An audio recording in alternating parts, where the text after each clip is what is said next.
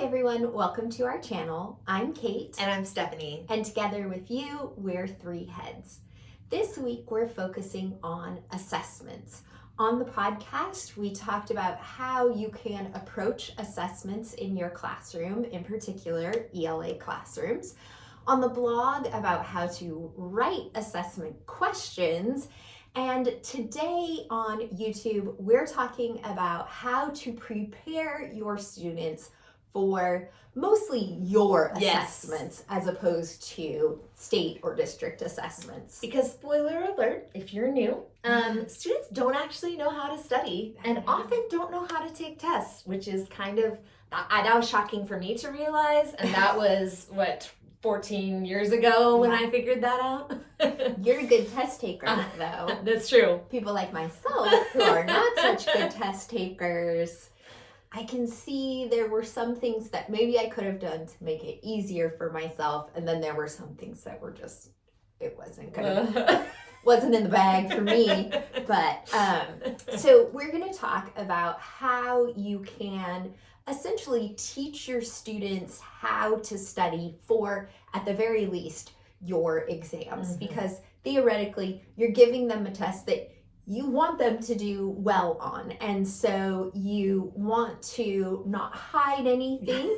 And sometimes if we assume that they know how to prepare for that test, we are hiding inadvertently things from our students. Yeah, and I think there's a lot of talk about the idea of teaching to the test and how problematic that is. And I understand those concerns. I think when I started teaching, I felt that way, but it was really surprising to me. And maybe this is, I was going to say it's the district we taught in, but as I've been tutoring in a wider variety of districts, it is not just our district. But I think students really don't know how to study. They don't know how to approach a test. And so I remember being blown away that I had to teach when we had the high school exit exam in California.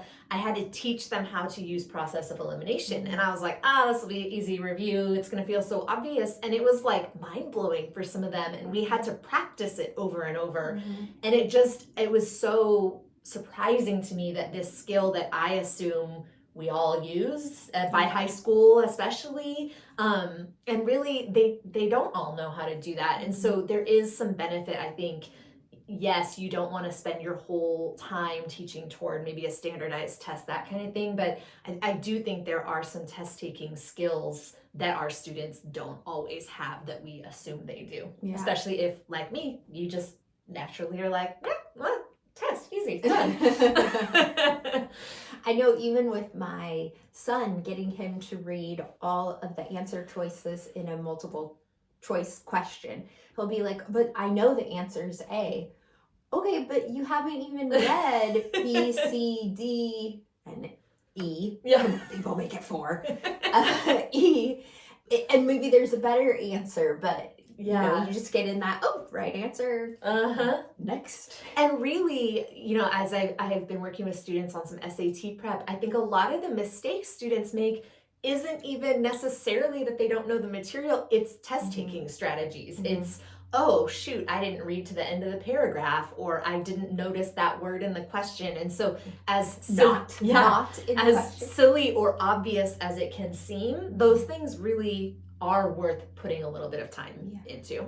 And then when you get the results of your students' assessments, well, in general, obviously there will be exceptions either way, but in general, if you've prepared them in terms of how to take the test, then it should be an assessment of what they know as opposed to their ability to take a test. Yeah, and speaking of those, this just occurred to me, one I found has been helpful even in the last few months working with SAT students is teaching them to almost just underline the first sentence or circle a key word that identifies what the paragraph is about to essentially use it as a bookmark. So it's not like you're spending hours trying to figure out, oh my gosh, what's the main idea of each paragraph, but so that when you get to the questions, you're like, oh, okay, I gotta look for the paragraph that was about this word. And so it just can be an effective way to navigate through the test. And we used it on a test that was not trying to trick anyone. It was very straightforward,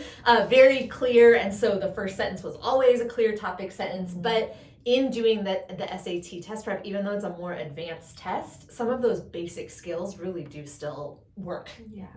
And I think that you sort of want to start your school year off, or whenever you're going to start giving assessments, just with that quick review, because then you can gauge, okay, do my students know these strategies, in which case we can move on, or they don't know these strategies, and that doesn't mean you need to put everything on hold and teach these strategies, but it does mean that, okay, before each assessment, we're going to do some review, or I'm going to keep this in mind based on to structure my tests. So that or bold all the words that need bolding. For sure. So it can be helpful. It doesn't necessarily have to be like a test taking unit. It's sort of a gauge that you work through over the course of the year. What grade you teach or what course you teach might be worth it to have a little mini 1 week test taking unit. One thing we also realized is many students don't know how to use flashcards. I think as teachers often assign them to make flashcards thinking that, oh, well, if they have them, they'll use them. And I think so many students, in my observation, just make them to get their points. And then they never look at them again, or they try to study for a test by staring at the page of answers, like with the word and the definition. And I'm like, but don't you quiz yourself? Because if you don't try to guess without looking, you're never going to know if you know it. And they're like, what? So I think really, like, even just basic vocabulary, many students don't know the point of a flashcard to like have the answer hidden. Yes. There were lots of times where I was like, you have the word part and the definition on the same side. How do you study from that? Like, I don't study from these. I use the list. I think, though, that this is one area where something like Kahoot or Quizlet, where those are really helpful, because built into the program are the study methods. And so students may not even realize that they're studying when they do the games or whatever it is, but that can be really helpful. So I know sometimes teachers are reluctant to have students do online flashcards. They want them to write out the flashcards, and I don't think that there's not value in that, but I think that also it can be helpful to use the online programs as well. I think it's also really helpful. We Kate's teacher aide made them for me like my second year teaching, but we had like giant flashcards of it was like the 4x6 cards, bigger, 5x7s, whatever it was, the big flashcards of all the words that our students use, and I would just keep them on my front table, and if we ever ended 5 minutes early, I would just grab those cards and review for whatever test it was. And kind of like what reminded me to say it was what you were saying about the they don't even realize they're using strategies, is I would every time I would make it seem like I was just being funny. Like we'd go through the words and I'd be like, I didn't hear the person in the back corner. Let's put that one back. Oh, someone got out of their seat. I guess I'll put it all back. Oh, wait, nope, I only heard 2/3 of you. Back it goes. And they thought I was just being funny or behavior management, but no, it was, you didn't all say the word, you don't all know the word, it goes back in the pile, but they didn't know that. They thought, oh, this is the fun thing we do at the end, and so I think again, that can be a good way to that it helped. Our test scores went up when we started just kind of taking a few minutes in class to do some review. You can also assign studying as homework, and especially if you're using an online program that either your online curriculum has built in review activities, or you use an external website to do review activities, creating assignments for those to essentially force your students to study is very beneficial and creates those good habits. And I think the old school way of doing this was we would the like day before a test, we would give a study guide, and not like, I think a lot of teachers now will give it at the beginning of the unit to like kind of guide their work, or in theory, so they could make flashcards and study.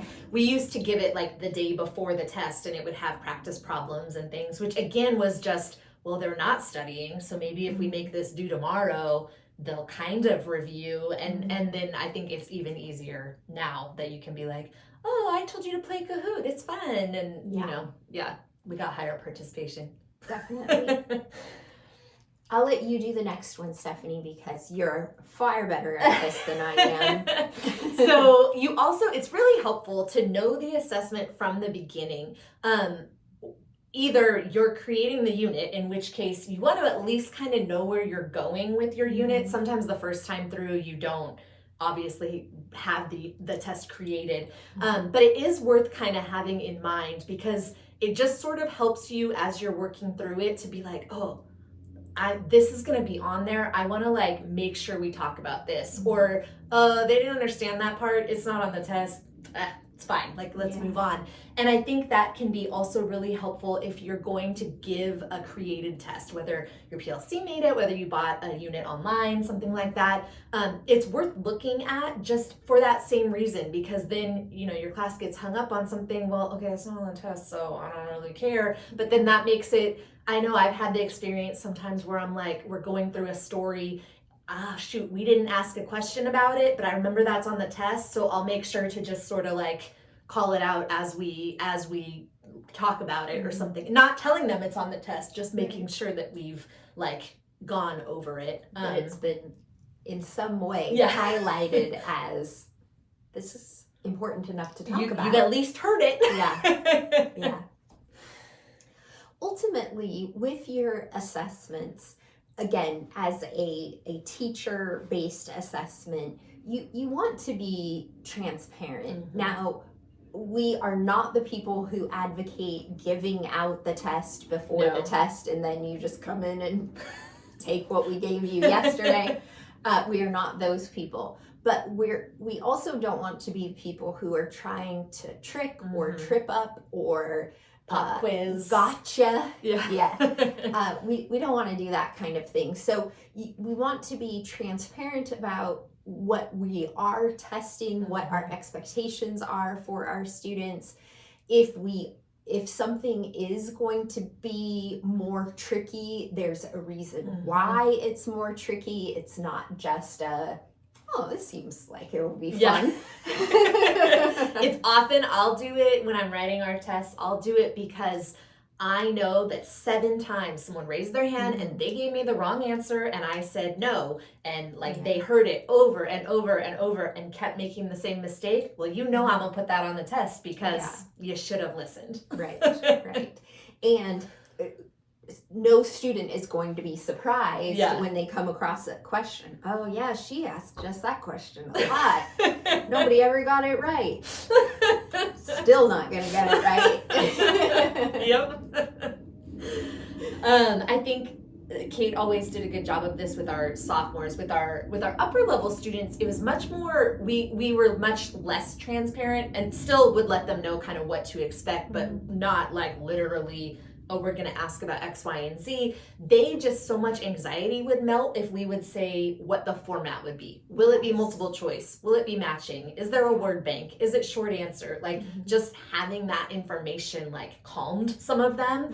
And then Kate always did a really good job with our sophomores who were more of like a standard level class of, in the review activity, we would do a Kahoot and then make sure it closed before the test started so that no one could access it, but would have some of the test questions edited, like it was like a similar question but not exactly the same, or like different answer choices. Somehow it was like changed a little bit, but then there would be a couple questions that she would leave out or a couple she would put in, and I thought that was a nice way to like reward those students who did study and really give them a feel for what their test would be like without literally saying like, hey, FYI, this is your test, so you should memorize it.